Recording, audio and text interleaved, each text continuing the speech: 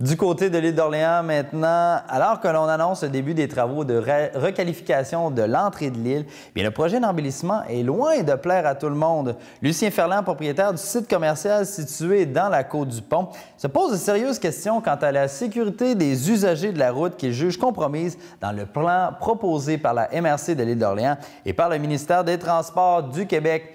La représentante de M. Ferland, Brigitte Paquette, nous parle d'un embellissement qui est loin de faire son bonheur et veut être entendue.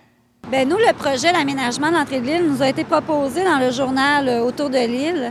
Et puis, c'est ça, on a trouvé que ça apportait beaucoup de problématiques en point de vue sécurité, visibilité, accessibilité des sites.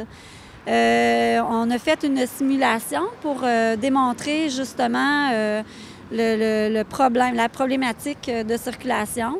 Et ça a déjà eu beaucoup d'impacts négatifs, cet aménagement-là. Donc, nous, c'est ça, on n'est pas d'accord avec cet aménagement-là. Quand vous dites que vous avez fait une simulation, donc vous avez mis carrément des balles de foin pour un peu faire l'aménagement qu'il y aurait. Et vous avez réalisé qu'en certains points, ça pouvait être quand même très dangereux. Oui, exactement. Il y a même des véhicules qui n'arrivaient pas à rentrer correctement sur le site. Les vannes se stationnaient directement dans les rues. C'est vraiment pas sécuritaire, étant donné qu'ici, c'est une côte et une courbe. Il y a aussi le fait de déneigement l'hiver qui va apporter des problèmes sérieux.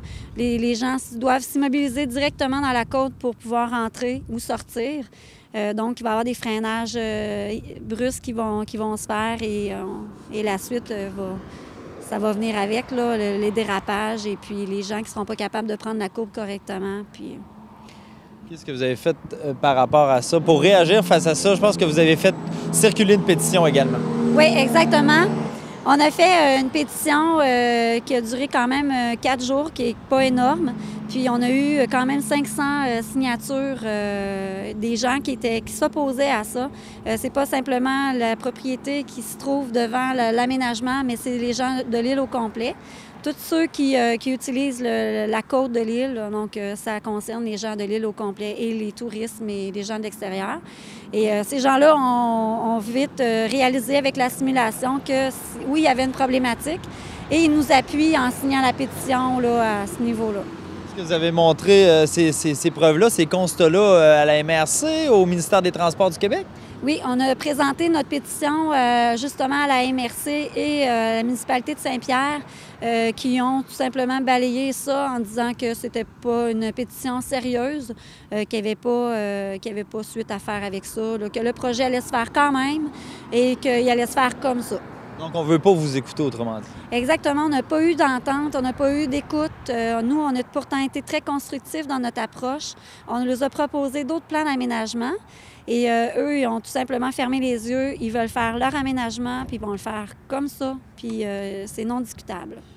Donc, ce que je peux comprendre de ce que vous me dites, c'est que vous n'êtes pas contre le projet d'embellissement. Vous êtes pour, au contraire, mais à certaines conditions qui pourraient être plus sécuritaires pour les usagers de la route.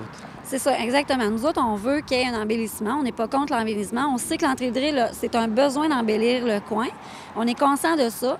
On leur a proposé plein de plans d'aménagement concernant d'embellir, autres que leurs plans qu'eux proposaient et qui répondent justement à l'accessibilité, la visibilité et la sécurité des lieux. Mais c'est ça n'a pas été regardé non plus de leur part. Donc, complètement fermé pour ça aussi.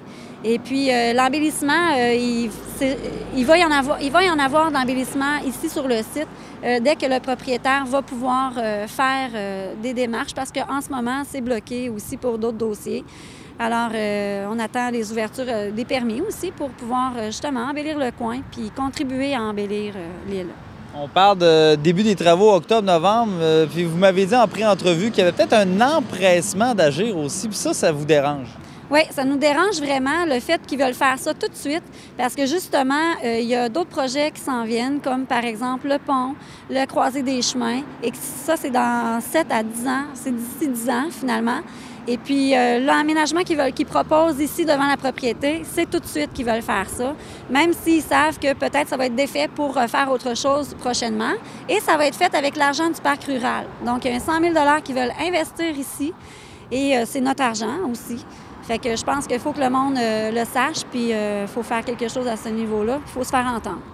Même si vous avez fait une pétition, vous avez présenté des documents, vous proposez des choses, pensez-vous que votre intervention va finir par changer quelque chose en fin du compte? Bien, on espère être entendu et on espère qu'il y a des oreilles qui vont s'ouvrir, des portes qui vont s'ouvrir, puis que les gens vont être plus ouverts aussi à la discussion, puis que probablement, justement, qu'ils attendent le plan global, ça serait vraiment ce qu'on souhaite, là, d'attendre que tout se fasse en même temps, au lieu de faire quelque chose et de le détruire par la suite. Un dossier à suivre, merci. Merci beaucoup.